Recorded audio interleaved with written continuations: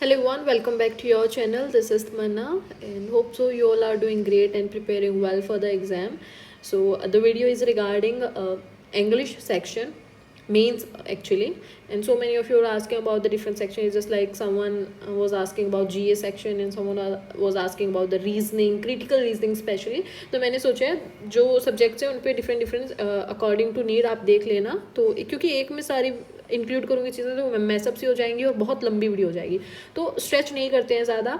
मैं इंग्लिश के रिगार्डिंग बात कर लेती हूँ एंड इंग्लिश का आपको सिंपल सा एक फंडा बता देती हूँ मैं कि क्या है क्या नहीं है इंग्लिश में एग्जैक्टली. सो सबसे पहले तो देखो, इंग्लिश के लिए जब तक आप किसी टीचर पे डिपेंड हो आपकी इंग्लिश बिल्कुल भी इम्प्रूव नहीं होने वाली है. बिल्कुल तो क्या मतलब थोड़ा बहुत चीज़ें ऐसा होगा कि पेपर में क्या आ रहा है क्या नहीं आ रहा है आपको समझ में आएगा, बट स्कोर आपका इंक्रीज हो जाएगा या आपका स्कोर अच्छा आने लग जाएगा. अगर ये थिंकिंग रख रहे हो देन यू आर रॉन्ग. ठीक है, मैंने ये चीज़ आजमा कर देख ली है. इंग्लिश तभी इंप्रूव होगी सबसे पहले तो जब आप सेल्फ रीडिंग स्टार्ट करोगे. ओके, और self reading means to say that आप एडिटोरियल पढ़ो भाई, डेली का करो. ठीक है, खुद से सेल्फ करो, ये मत करो कोई टीचर की क्लास आपने खोली और टीचर सामने पढ़ाए जा रहे हो और आप बस मुंह उठाकर बैठे हो उनके सामने, फिर नहीं होगा, मुश्किल हो जाएगी उसके अगर ऐसा आप फॉलो कर रहे हो. सेकेंड थिंग इज मेंस की है. ये मेंस के लिए even though I am also doing this thing, मेरा अगर आप लास्ट ईयर का IBPS PO मेंस और जितने भी मेंस मैंने दिए हैं सबका स्कोर देखोगे देन इट्स अराउंड 18 to 20. ठीक है, ये वाला मेरा स्कोर है. But I am thinking, I know about my self, मुझे लगता है कि ये 25 तक मैं इंक्रीज कर सकती हूँ स्कोर को, 5-7 नंबर बढ़ा सकती हूँ. ठीक है, तो वाई नॉट, क्योंकि बच्चों के आए हैं, इवन तो बच्चों के तो 30+ भी आए हैं. मैंने जो एक ही चीज़ सीखी है वो यही कि जितने ज़्यादा क्विज लगाएंगे, क्योंकि मैंने अगर आपने देखा होगा पहले की मेरी daily targets video and all, तो मैं प्री के बहुत क्विज लगाती हूँ, इंग्लिश के सेपरेटली लगाती हूँ, उसकी वजह से स्कोर काफ़ी अच्छा सही आता है. लास्ट ईयर तो इंग्लिश में मेरा स्कोर भी 25+ समथिंग था, प्रीलिम्स की बात कर रही हूँ मैं.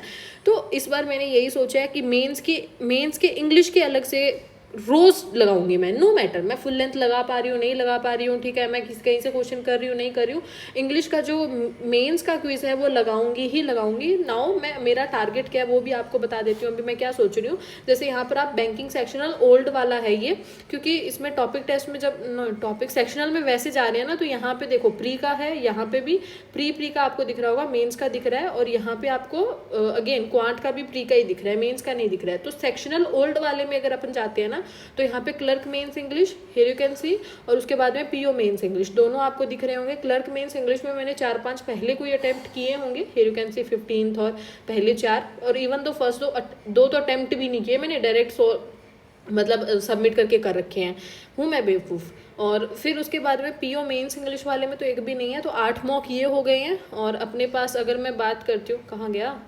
क्लर्क मेंस इंग्लिश की बात करती हूँ, तो 15 ही हो गए हैं, टोटल 23 मॉक्स हैं. पहले मैं इनको कंप्लीट करती हूँ, डेली एक मॉक भी अगर करूँगी then I am thinking 45 days हैं, तो 45 ही हैं अपने पास टोटल. अगर बात करते हैं तो 45 डेज में से 23 डेज तो ये गए. ओके, उसके बाद में अपन को 20 टेस्ट और चाहिएंगे, तो उसका भी जुगाड़ कर ही लेंगे, कहीं ना कहीं से कुछ अदर सोर्स या प्लेटफॉर्म से अपन को करना पड़ जाएगा. Other than this if I am thinking कि देखो मैं अगर ऑल्टरनेट पे या फिर 3 दिन में भी एक टेस्ट लगाती हूँ फुल लेंथ वाला, ठीक है, 3 दिन में भी एक टेस्ट लगाती हूँ, तो 45 डेज में 15 टेस्ट लग जाएंगे, तो 23 और 15. जिस दिन मैं ये लगा रही हूँ उस दिन मुझे इंग्लिश का सेक्शनल करने की नीड नहीं है अलग से, तो कंप्लीट हो गया, मुझे और कोई ज़रूरत ही नहीं है भाई. 23 वो 15 ये मेरे 38 मॉक तो हो गए. और लास्ट बीच में ऐसा भी होगा, अपने एग्जाम्स भी होंगे, जैसे SBI JA भी दे रहे होंगे, LIC AAO भी होगा, तो इस तरह से उनमें डेज चले जाएंगे, तो ये पूरे हो गए हैं. बस इतना ही अपन को मॉक चाहिए, इससे ज़्यादा कुछ भी नहीं चाहिए. And I am only doing this thing, other than this for the English I am doing nothing, कुछ भी नहीं कर रही हूँ. एडिटोरियल को डेली अपनी टू डू लिस्ट में रखो, उसके अलावा इंग्लिश का मेंस का क्विज रखो. जब तक जो चीज़ हमें एक्चुअली पेपर में जाकर करनी है वो नहीं करेंगे, स्कोर नहीं आएगा.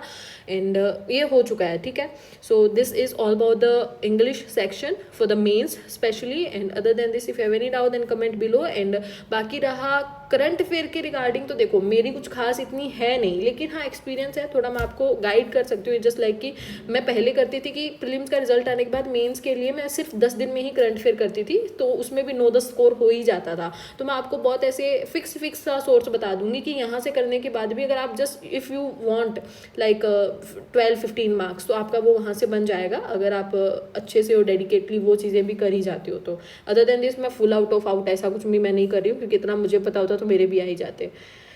Okay, so this is all about the video, मिलते हैं नेक्स्ट वीडियो में, तब तक के लिए टाटा, टेक केयर, बाय।